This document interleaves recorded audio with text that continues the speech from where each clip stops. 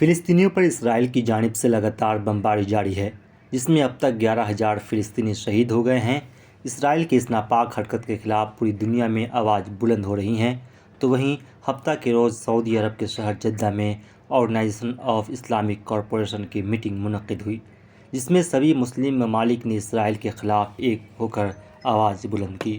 سعودی عرب کے ولی عہد شہزادہ محمد بن سلمان نے اجلاس سے خطاب کرتے ہوئے غزہ میں فوری جنگ بندی کے مطالبات کا اعادہ کیا اور کہا کہ مملکت فلسطینیوں کے خلاف کیے جانے والے جرائم کے لیے اسرائیلی قبضے کو ذمہ دار ٹھہرایا ہے۔ عرب نیوز کے مطابق ولی عہد شہزادہ محمد بن سلمان نے غزہ میں اسرائیلی قبضے اور بین الاقوامی انسانی قانون کی خلاف ورزی کرنے پر مملکت کی طرف سے کی جانے والی مذمت کو دہرایا۔ سعودی عرب کے ولی عہد محمد بن سلمان نے ہفتہ کو کہا کہ غزہ پر اسرائیلی جارحیت کی مذمت کرتے ہوئے غزہ میں فوری جنگ بندی کا مطالبہ بھی کیا ہے۔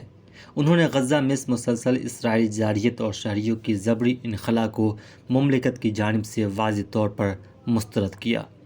شہزادہ محمد بن سلمان نے آگے کہا کہ ہم فلسطینی عوام کے خلاف ہونے والے جرائم کا ذمہ دار قابض افواج کو سمجھتے ہیں۔ انہوں نے زور دیتے ہوئے کہا کہ مملکت نے غزہ میں جارحیت کے آغاز سے ہی انتھک کوششیں کی ہے اور جنگ کو روکنے کے لیے مشاورت یعنی ڈائیلاگ جاری رکھی ہے۔ سعودی عرب نے یہ بھی کہا ہے کہ خطے میں استحکام کے حصول کا واحد حل قبضے اور بستیوں کے قیام کا خاتمہ ہے۔ 1967 کی سرحدوں پر ایک فلسطینی ریاست کا قیام ضروری ہے، جس کا دارالحکومت مشرقی یروشلم ہے۔ سربراہی اجلاس سے خطاب کرتے ہوئے فلسطینی صدر نے کہا کہ فلسطینیوں کو غیر معمولی نسل کشی کی جنگ کا سامنا ہے۔ انہوں نے امریکہ سے مطالبہ کیا کہ وہ اسرائیل پر غزہ پر جارحیت روکنے کے لیے دباؤ ڈالے۔ ہم یہ بھی بتاتے چلے کہ محمود عباس نے اسرائیلی حملوں کے پیش نظر فلسطینیوں کے لیے بین الاقوامی تحفظ کا بھی مطالبہ کیا۔ اجلاس سے خطاب کرتے ہوئے ایران کے صدر ابراہیم رئیسی نے مسلم ممالک سے اسرائیل پر تیل اور اشیاء کی پابندیاں عائد کرنے اور اسرائیلی فوج کو دہشت گرد گروپ قرار دینے کا مطالبہ کیا ہے۔ انہوں نے اسرائیل پر الزام لگایا کہ وہ غزہ کی پٹی میں بین الاقوامی سطح پر ممنوعہ ہتھیار استعمال کر رہا ہے اور بین الاقوامی انسانی قوانین کی خلاف ورزی کر رہا ہے۔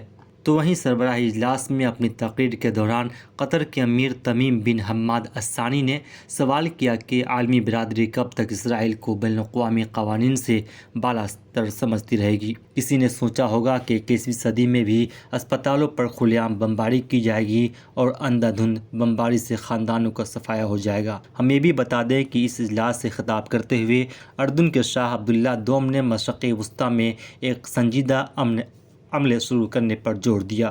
انہوں نے کہا کہ غزہ پر جنگ ایک قبضے کی توسیع ہے جو 7 دہائیوں پہلے شروع ہوئی۔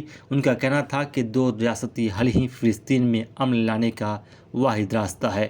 وہیں مصری صدر السیسی نے اسرائیل کی طرف سے فلسطینیوں کی جبری نقل مکانی کی مذمت کرتے ہوئے غزہ کے لوگوں کے خلاف اسرائیل کے خلاف ورزیوں کی بین الاقوامی تحقیقات کرانے کا مطالبہ کیا۔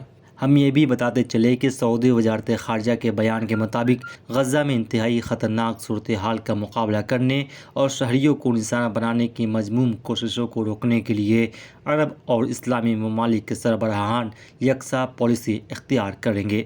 یہ بات بتائی گئی ہے، جس کے بعد اب دیکھنے والی بات یہ ہوگی کہ آنے والے وقت میں سعودی عرب کے ساتھ ساتھ مسلم ممالک کا جس طرح سے سعودی عرب کے جدہ شہر میں بیٹھکیں ہوئی ہے، اس کا کتنا اثر اسرائیلیوں پر پہنچتا ہے یا پھر فلسطینی عوام کو کتنی راحت ملتی ہے۔